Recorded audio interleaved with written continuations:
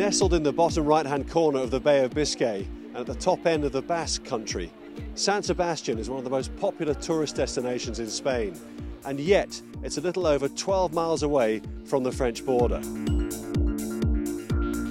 That explains why it was an important strategic port during the Napoleonic Wars, and indeed when the city was liberated by Anglo-Portuguese forces in 1813 under the Duke of Wellington, it was virtually destroyed during the fighting. Now this picturesque and sophisticated resort hosts a famous international film festival here. There's also a very high concentration here of Michelin-starred restaurants. In fact, there are more Michelin-starred restaurants here per square foot than any other city in the world. And there are also some fabulous beaches, as you can see. This is Zarautz Beach, which is part of the surfing circuit of the world, and every September they have championships here.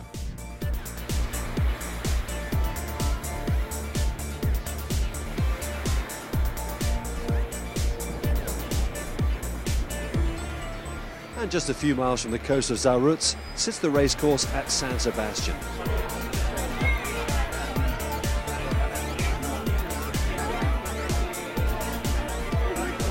Well, in 2016, San Sebastian is going to become the European capital of culture.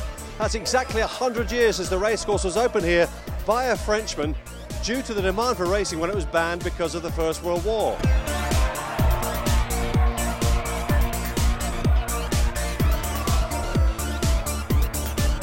Well, in 1922, there must have been quite a buzz to the place because the course staged the world's richest race, worth over 500,000 pesetas.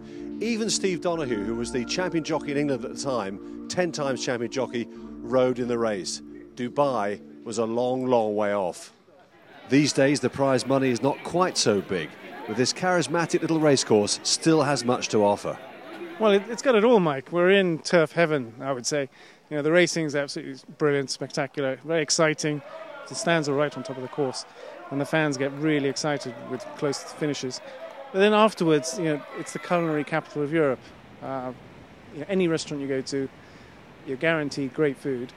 And on top of that, you know, if that wasn't enough, the beaches are just spectacular. You know, this is my 25th season coming. It becomes a bit of a pilgrimage. You know, you have to, you just can't miss it. You know. There's been about 1 year that I might have missed it, and you're always wondering what happened. You know, it's essential to be here. The weather, you know, the weather at this time of the year it's very nice. Okay, Goodwood's on a par, but you know, this is up there. I've been to 62 racecourses in 10 different countries, and San Sebastian, Rio de Janeiro, and Santa Anita, I would say, are my top three, and then Goodwood in the UK. August is the biggest meeting, and that's when they stage the Copa de Oro, the San Sebastian Gold Cup, run over 1.5 miles, and which lays claim to being the third richest listed race in Europe, worth a total of 68,000 euros, that's nearly £54,000. Just 3 days later, on August the 18th this year, the track hosts another listed contest, the 1 mile Gobierno Vasco, which is also for 3-year-olds and upwards and boasts a first prize of 28,000 euros. That's over £22,000. In September, the course stages the Grand Prix de San Sebastian, which, like the Copa de Oro, has a rich history. And the San Sebastian Gold Cup was first run in 1966. Here's the Roll of Honour here. We got off to a great start. Henri Samani, legendary French jockey, won the inaugural running here. And looking down the list, one or two names I'd never heard of. Petit Lou, that's familiar, 1992. Gerald Mosse was here, Cricket Head. Trained for Al Maktoum as well. That's pretty impressive, isn't it? And looking down here, our very own John Reed has won it before. He won it in 1990. And down at the very bottom, Bannaby, who went on to become a very good stayer, won the Prix du Cadran later on, trained by Mauricio Delches Sanchez. He, of course, is the man that trained Equiano to win his first King's Stand at Royal Ascot. And indeed, Mauricio won it again with Bannaby in 2010. And Eddie Lelouch as well, the top French trainer on the list there, won it in 2011 too.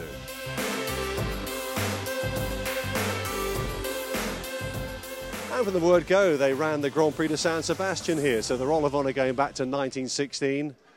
And the names of the jockeys are interesting. Quite a few Englishmen and Irishmen came over. Archibald Stokes won the first. Lyne, Garner, Dwyer, a few French, Le Forestier. This mare here, Atlantida, must have been a bit of a star. She won it 3 years running in the early 1930s. But the most famous name on this Roll of Honour has to be the 1986 winner, Royal Gate. Royal Gate, future winner of the champion hurdle for James Fanshawe. So unfortunate to be disqualified from the Ascot Gold Cup later on, of course. And how amazing is this? Olindo Mongayutso, who rode Royal Gate that year, is now the lad looking after the mighty Nuzo Canarias.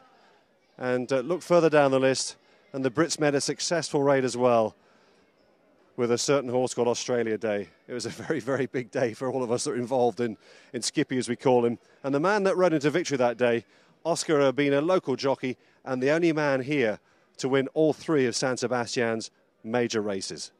Well, here's a familiar face to British racegoers, Oscar Urbina, who spent 15 seasons in the UK and very successfully as well. Oscar, how are you? ¿Qué tal, mi amigo? Mi amigo, muy bien. Thank you very much. Good. Everything good. Good. And how are you first of all getting on here in Spain? I know you've been going pretty well. Are you still enjoying it? Yeah, of course. Yeah. I'm doing well. I'm trying to manage to try the Oaks winner this year, so every year something big comes along. But yeah, good. It's quite open for everybody. It's competitive like anywhere else. So yeah, good things. Good. We just heard that you're the only jockey that's won all three of the big races here at San Sebastian, which is quite an achievement. Well, yes. I've been a lot of years coming here to ride in the summer, you know. So yeah, I've been quite lucky with this track. But you need a horse, you know, like everything, you know, but sure. I've been lucky here, so yeah, good. Sure. And what about trying to persuade some of your British mates to come down here and send a horse or two to those big races, the two listed races and the Grand Prix? Do you think that's a feasible opportunity for you to work? Yeah, I mean, I suppose it's some good prize money. The English horses, they handle any track, so yeah, it's a good place to come. Safe ground always in here, always rains in the week, so safe ground, no problem, and just competitive races, but maybe a little bit easy for the English, you know. Yeah. Prize money's very good, isn't it? Prize money is very good, you know. We're not that far away from England. The prize money is very tempting. There are 450 listed races in Europe. The Copa de Oro, prize money-wise, is the third richest race in Europe. And on top of that, we've got a €20,000 Gold Cup to take away for the owner and for them to keep.